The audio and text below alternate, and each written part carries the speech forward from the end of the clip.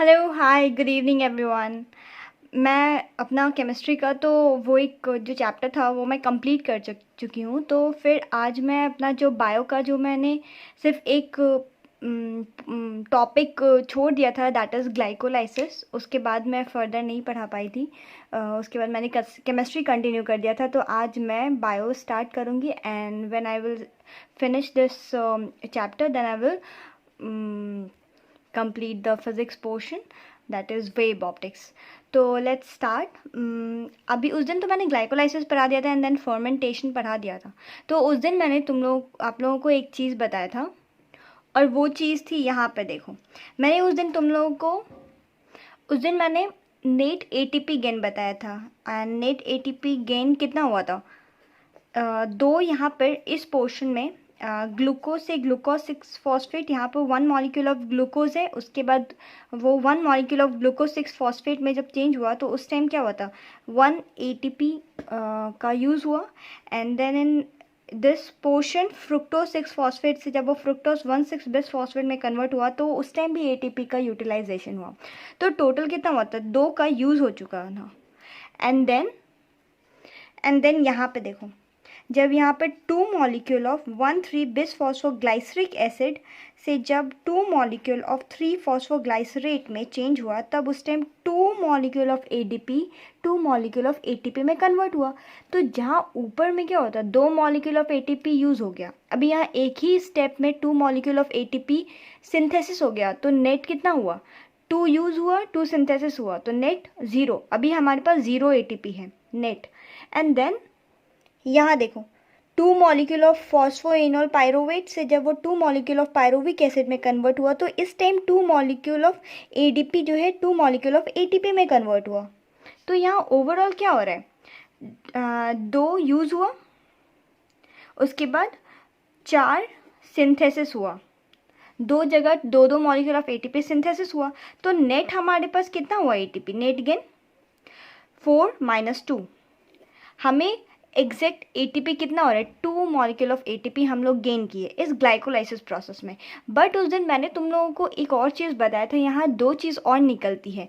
एक होता है जब यहाँ पे देखो, जब यहाँ पे 3 फॉस्फोग्लाइसरल्डिहाइड, यहाँ पे क्या होता है, जब फ्रुक्टोज 1,6 बिस फॉस्फेट में एल्डोलेज एंजाइम जब देते हैं तो वो 3 मॉलिक्यूल ऑफ कार्बन का 3 फॉस्फोग्लाइसरल्डिहाइड और डाईहाइड्रोक्सी एसीटोन फॉस्फेट में कन्वर्ट हो जाता है।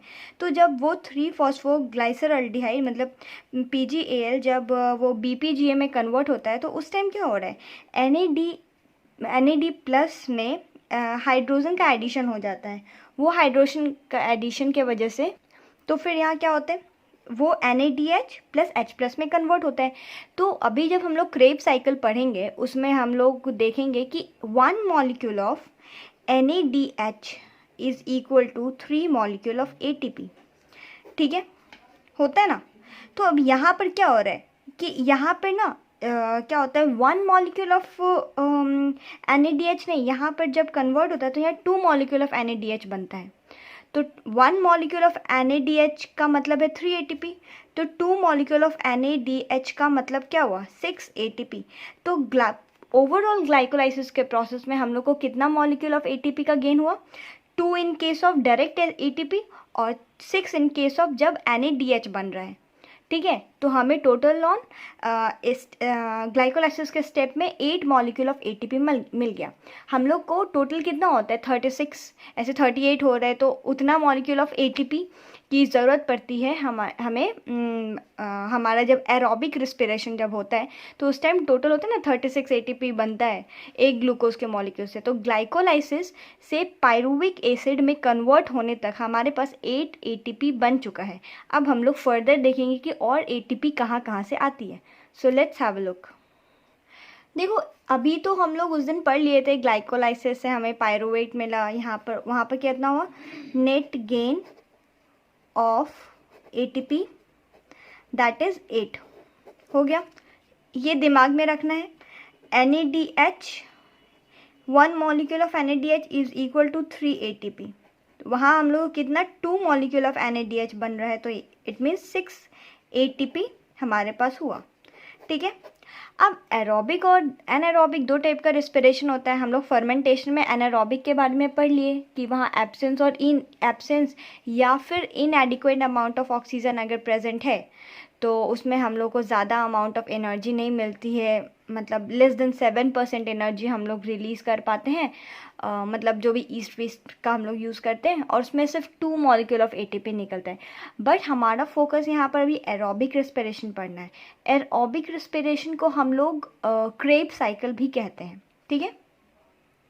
इतना समझो, एरोबिक रेस्पिरेशन का मतलब है कि अभी जो एरोबिक रेस्पिरेशन होता है ना, कि जो भी अभी ग्लूकोज टूटा है वो सब क्या हो रहा है, ऑक्सीजन के प्रेजेंस में। अब जैसे क्या हुआ, एरोबिक रेस्पिरेशन का मतलब क्रेब साइकिल होता क्या है, जो ग्लाइकोलाइसिस प्रोसेस हुआ है ना,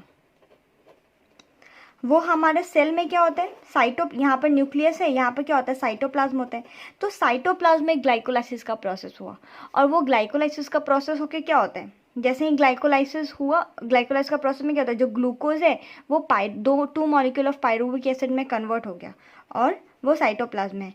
जैसे ही एरोबिक रेस्पिरेशन, जिसको हम लोग क्रेब साइकिल भी कहते हैं, वो जब होने वाला रहेगा तो वो क्या होता है, हमारा माइटोकॉन्ड्रिया में इंटर कर जाता है। मतलब वो ऐसे तो साइटोप्लाज्म में ही होता है, वो माइटोकॉन्ड्रिया, क्योंकि इट इज़ ऑर्गेनल है, तो वो बाहर में ही रहता है। तो जैसे ही ग्लाइकोलाइसिस प्रोसेस खत्म हुआ, एरोबिक रेस्पिरेशन होगा, तो क्योंकि हम लोग क्या बोलते हैं, एरोबिक रेस्पिरेशन माइटोकॉन्ड्रिया को क्या बोलते हैं, power house of the cell, वहाँ पर ऑक्सीजन काफ़ी एडिक्वेट अमाउंट में प्रेजेंट होता है। This is the reason aerobic respiration, जिसको हम लोग क्रेब साइकिल भी कहते हैं, वो माइटोकॉन्ड्रिया में होता है। उसमें होता क्या क्या है, देखो माइटोकॉन्ड्रिया में क्या होता है, इतना तो समझ गया ना, ग्लाइकोलाइसिस साइटोप्लाज्म में, और एरोबिक रेस्पिरेशन, जिसको हम लोग क्रेब साइकिल भी कहते हैं, वो कहाँ हो रहा है, माइटोकॉन्ड्रिया। अब इसमें जाके होता क्या है, तो देखो हमारा फाइनल प्रोडक्ट अभी बना क्या है, ग्लूकोज से। ग्लूकोज कितना था, 6 कार्बन, उससे हमें कितना बन रहा है, पायरुविक एसिड, जो कितना है, 3 कार्बन, ठीक है। अब पायरुविक, इसमें होता क्या है, जैसे वो माइटोकॉन्ड्रिया में जाता है, उसमें से क्या होता है, स्टेप वाइज धीरे धीरे धीरे करके क्या होता है, देखो पायरुविक एसिड का फॉर्मूला होता है C3H4O3, ठीक है। इसमें क्या होता है कि माइटोकॉन्ड्रिया में गया, ये कहाँ हो रहा है, माइटोकॉन्ड्रिया में, और ये क्या है, pyruvic acid, 3 molecule of carbon, देख रहे हो। इसमें होता क्या है कि ऑक्सीजन के प्रेजेंस में ये पायरुविक एसिड धीरे धीरे करके, इसमें पायरुविक एसिड में जितने भी हाइड्रोजन एटम होते हैं, कितने हैं, 4 हाइड्रोजन एटम है, सबको धीरे धीरे निकाल देता है, और बदले में हमें 3 मॉलिक्यूल ऑफ कार्बन डाइऑक्साइड देता है। अगर हमारे पास 1 मॉलिक्यूल ऑफ पायरुविक एसिड है तो उससे हम लोग को 3 मॉलिक्यूल ऑफ कार्बन डाइऑक्साइड मिलेगा। इसका होता है CO2 + H2O, ठीक है।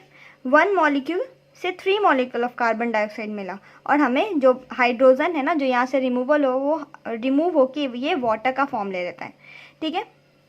अब इसमें देखो, इसमें तो ये मैंने बैलेंस करके बनाया, देखो 3 कार्बन है, यहाँ पे भी 3 कार्बन है, फिर ऑक्सीजन देखो यहाँ भी 3, यहाँ पे 3 और यहाँ पे 3 है, यहाँ पे कितना है, 3 × 2 = 6, 2 8, मतलब यहाँ पे 4 मॉलिक्यूल ऑफ ऑक्सीजन की ज़रूरत पड़ेगी। एक पायरुविक एसिड के मॉलिक्यूल को 3 कार्बन डाइऑक्साइड में कन्वर्ट करने के लिए वी नीड, 4 नहीं होगा, क्योंकि यहाँ पर तो पहले से ही 3 है, मतलब यहाँ पे कितना है, टोटल 8 ऑक्सीजन है, 8 ऑक्सीजन का 8 ऑक्सीजन है, और यहाँ कितना है, 3 तो यहाँ है और 2 यहाँ है, तो हम लोग क्या करेंगे, तो 5/2, मतलब इट्स 2.5 मॉलिक्यूल ऑफ ऑक्सीजन की ज़रूरत पड़ेगी 1 पायरुविक एसिड से 3 मॉलिक्यूल ऑफ कार्बन डाइऑक्साइड निकालने में। तो सबसे पहले क्या होता है, पायरुविक एसिड जैसे जाता है ऑक्सीजन के प्रेजेंस में 1 molecule of pyruvic acid 3 molecule of carbon dioxide में कन्वर्ट कर देता है। अगर यहाँ पर 2 मॉलिक्यूल ऑफ पायरुविक एसिड होता तो 3 नहीं, तब यहाँ double 6 molecule of carbon dioxide में कन्वर्ट हो जाता। Got my point. और साथ ही साथ इसमें क्या होता है, एक एनर्जी का भी प्रोडक्शन होता है। क्योंकि यहाँ ऑक्सीजन के प्रेजेंस में किया है तो यहाँ कार्बन डाइऑक्साइड प्लस वाटर, यहाँ पर एनर्जी भी बनती है।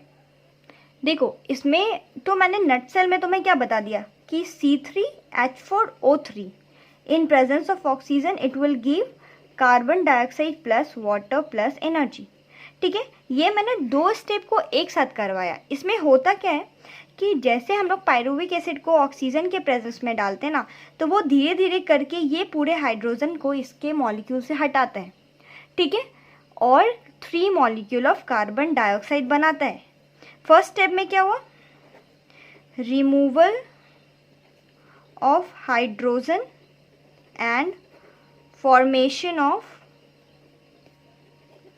3 मॉलिक्यूल्स ऑफ कार्बन डाइऑक्साइड, ये हुआ हमारा फर्स्ट स्टेप। दूसरे स्टेप में क्या होता है, दूसरे स्टेप में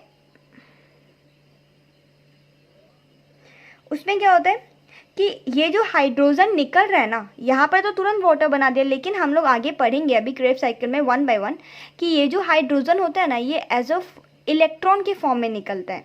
क्योंकि हाइड्रोजन में भी क्या होता है, एक ही इलेक्ट्रॉन होता है, तो उसको हम लोग एज एन इलेक्ट्रॉन उसको हम लोग ट्रीट करते हैं। तो वो हाइड्रोजन जो है ना फिर ऑक्सीजन के पास जाता है, फिर जाके वो वाटर बनाता है, उसके बाद एनर्जी रिलीज करता है। तो पहले स्टेप में क्या होता है, पहले हाइड्रोजन निकलेगा और कार्बन डाइऑक्साइड बनाएगा। दूसरे स्टेप में वो जो हाइड्रोजन निकला वो ऑक्सीजन के पास जाता है, उसके साथ वो ऑक्सीजन के पास जाएगा तो क्या होगा, फिर वो वाटर में कन्वर्ट हो जाता है, उसके बाद वो एनर्जी प्रोड्यूस करता है। तो ओवरऑल माइटोकॉन्ड्रिया में यही होता है। इसके अलग अलग पार्टीशन, क्योंकि देखो माइटोकॉन्ड्रिया में भी तो 3 पोर्शन होते हैं ना, आउटर, इनर और एक जो दोनों के बीच में होता है ना मैट्रिक्स वाला पोर्शन, वो। ठीक है, तो इसमें होता क्या है, ये जो पहला पोर्शन हुआ, ये जो मैंने बताया कि हाइड्रोजन का रिमूव कर दिया और इससे 3 मॉलिक्यूल ऑफ कार्बन डाइऑक्साइड बनाया, ये माइटोकॉन्ड्रिया के मैट्रिक्स में होता है। ठीक है, मैं इसके बाद एक फोटोग्राफ डाल दूंगी जिसमें तुम लोगों को मैट्रिक्स और इनर पोर्शन आउटर पोर्शन के बारे में अच्छे से क्लैरिफिकेशन हो जाएगा। तो जो पहला वाला पोर्शन होता है उसमें क्या होता है, हाइड्रोजन पहले वाले स्टेप में हाइड्रोजन निकलेगा और 3 मॉलिक्यूल ऑफ कार्बन डाइऑक्साइड बनेगा। ये होता कहाँ, ये तो मैट्रिक्स में बनता है, माइटोकॉन्ड्रिया के मैट्रिक्स वाले पोर्शन में। और सेकेंड स्टेप में क्या होता है, जो हाइड्रोजन उसमें से निकला और ऑक्सीजन के पास गया और उसके साथ कंबाइन करके जो वाटर निकाला और प्लस एनर्जी रिलीज किया, वो होता है inner membrane of the mitochondria. ठीक है,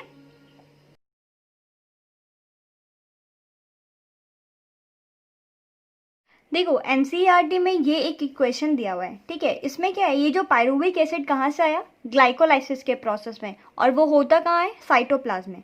तो वो जब इंटर करता है माइटोकॉन्ड्रिया, तो वहाँ पर क्या होता है, बहुत सारे ऐसे कोएंजाइम्स प्रेजेंट होते हैं। उसमें से 2 कोएंजाइम यहाँ पर available, that is coenzyme A और NAD+। ये दोनों, इसके बाद क्या होता है, उसके बाद हम लोग एक एंजाइम प्रोवाइड करते हैं, जिसको हम लोग कहते हैं पायरुविक डिहाइड्रोजिनेस। क्योंकि हम लोग पायरुविक एसिड लिए हैं तो उसी से रिलेटेड कोई भी एंजाइम हम लोग को लेना है। तो जो एंजाइम हम लोग यूज़ करते हैं उसका नाम है पायरुविक डिहाइड्रोजिनेस। और Mg+2 के प्रेजेंस में एज अ कैटलिस्ट वो वर्क करता है, ताकि इसको मतलब क्या बोले, NADH और H+ में फिर वो कन्वर्ट होता है। और उससे क्या होता है, उसके बीच में एक एसिटाइल कोएंजाइम A वो बनता है। ये जो एसिटाइल कोएंजाइम ए बना ना, यही लिंक होता है, क्योंकि ये क्या हो माइटोकॉन्ड्रिया में ऐसा बना, इसको हम लोग क्या कहते हैं, it is linked between glycolysis and Krebs cycle. क्योंकि अभी क्रेब साइकिल में जो हम लोग इंटर करेंगे तो यही एक, इसी से ना अब हम लोग को आगे इसमें साइट्रिक एसिड, सक्सिनिक एसिड, ये सब बनता है। तो यही जो है ना पायरुविक एसिड, जब हम लोग कोएंजाइम के प्रेजेंस में एंजाइम्स देते हैं तो इससे जो एसिटाइल कोएंजाइम ए बनता है, NADH+H+ और कार्बन डाइऑक्साइड जो बनता है, तो वो क्या होता है, इसमें से जो एसिटाइल कोएंजाइम ए होता है ना, वो लिंक होता है ग्लाइकोलाइसिस और क्रेब साइकिल का। ये पूछता भी है। इस प्रोसेस में क्या होता है, जब हम लोग 2 मॉलिक्यूल ऑफ पायरुविक एसिड का यूज़ करते हैं तो उस समय हमें 2 मॉलिक्यूल ऑफ NADH प्रोवाइड करता है। ठीक है, 2 मॉलिक्यूल ऑफ पायरुविक एसिड से 2 मॉलिक्यूल ऑफ NADH बनता है, जो मैंने बताया था। ठीक है, इसका मतलब क्या हुआ, 2 मॉलिक्यूल ऑफ पायरुविक एसिड का मतलब हुआ, क्योंकि हम लोग को 1 ग्लूकोज से क्या मिलता है, 2 पायरुविक एसिड। तो ओवरऑल क्या हुआ, 2 पायरुविक एसिड से 2 NADH मिल रहा है, मतलब हमें टोटल 1 ग्लूकोज से 2 NADH का मॉलिक्यूल हमें मिलता है इस प्रोसेस में। ये जो एसिटाइल कोएंजाइम ए इस प्रोसेस में बना है, यही होता है ना, अब ये क्रेब साइकिल में एंटर करेगा। उस क्रेब साइकिल को पता है एक और साइकिल भी कहते हैं, एक पाथवे है, उसका नाम है ट्राई कार्बोक्सिलिक एसिड साइकिल। ठीक है, ये इसको हम लोग शॉर्टली क्रेब साइकिल भी कहते हैं, क्योंकि एक साइंटिस्ट थे जिसका नाम था हैंस क्रेब, उन्होंने इसके बारे में बहुत अच्छे से बताया था। ये एक साइक्लिक प्रोसेस होता है इस तरीके से, मतलब ये इसमें कन्वर्ट हुआ, फिर ये इसमें कन्वर्ट हुआ, इसमें कन्वर्ट हुआ, लास्टली फिर वही वो प्रोडक्ट बन जाता है। तो इस तरीके से वो कंटिन्यू होता है, तो वो क्रेब साइकिल इसलिए उसको कहते हैं। इस चैप्टर में ये जो क्रेब साइकिल है, ट्राई कार्बोक्सिलिक एसिड साइकिल और एक इलेक्ट्रॉन ट्रांसपोर्टेशन सिस्टम, ये दोनों पाथवे समझना बहुत इंपॉर्टेंट है, क्योंकि इसी 2 पोर्शन से बहुत है, क्योंकि इससे पहले वाला तो सब समझ लेते हैं, याद कर लेते हैं, हो जाता है, लेकिन ये दोनों पाथवे समझना बहुत मतलब ज़रूरी है। तो कल वैसे तो मैं ट्यूसडे को वीडियो डालूंगी, बट कल मैं इसका एक छोटा सा पोर्शन, कल या परसों मैं क्रेब साइकिल का, ट्राई कार्बोक्सिलिक एसिड साइकिल जो है उसका, बस मैं एक छोटा सा जो पोर्शन है उसको मैं अच्छे से डिराइव करके उस दिन बताऊंगी। और उसके बाद फिर ETS पढ़ेंगे, उसके बाद उसके नेक्स्ट लेक्चर में वो ये वाला रिस्पिरेशन भी ख़त्म हो जाएगा, क्योंकि ये ज़्यादा बड़ा चैप्टर है नहीं, छोटा सा है, लेकिन इसमें कॉन्सेप्ट काफ़ी ज़्यादा है, तो इसे खुद से भी NCERT से 1-2 बार थॉरो पढ़ना, ताकि अच्छे से कॉन्सेप्ट, क्योंकि NCERT इज़ द बेस, अगर इसको समझ गए तो कोई भी बुक में बहुत इजी लैंग्वेज में लिखा रहता है, लेकिन इसको समझना, इसको किस तरीके से, तो मैं इसलिए क्रेब साइकिल जो ट्राई कार्बोक्सिलिक एसिड साइकिल है वो पढ़ाऊंगी। उसमें जो पढ़ाऊंगी वो एसिटाइल कोएंजाइम ए से स्टार्ट होगा, क्योंकि यही लिंक है, अभी यही इंटर करता है क्रेब साइकिल में। तो ये जो एरोबिक रेस्पिरेशन के बारे में मैंने जो छोटा सा पढ़ा है कि साइटोप्लाज्म में होता है ग्लाइकोलाइसिस, फिर माइटोकॉन्ड्रिया में जाता है, उसमें क्या क्या होता है, जिसमें 2 स्टेप होते हैं, जिसमें पहले स्टेप में क्या होता है, हाइड्रोजन निकलता है, 3 molecule of carbon dioxide produce होता है। उसके बाद वो जो हाइड्रोजन है, it will act as an electron, और फिर वो जाके ऑक्सीजन के साथ कंबाइन करके वाटर और एनर्जी देता है। ठीक है, तो ये 2 स्टेप है, ये बहुत ही छोटा सा पोर्शन आज मैंने पढ़ा है, तो इसको क्योंकि मैं बहुत दिन पहले ये ग्लाइकोलाइसिस चैप्टर पढ़ाई थी, फिर नेक्स्ट तुरंत ये पढ़ाई, इसलिए मैं आज छोटा सा ही वीडियो बनाई हूँ। एंड नेक्स्ट क्लास, मतलब जो कल या परसों, मैं एक क्रेब साइकिल पे सिर्फ एक जो ट्राई कार्बोक्सिलिक एसिड साइकिल है उस पर मैं एक वीडियो डालूंगी, तो उसके बाद फिर मैं नेक्स्ट अपना बड़ा बड़ा पोर्शन कंटिन्यू करूँगी, और ये 2-3 दिन में ही कंप्लीट हो जाएगा, तो इसके लिए कोई ज़्यादा चिंता का बात नहीं है। I am there for you, so okay, just like, share and subscribe my video, and please do watch my full video, it will help you a lot, so thank you so much.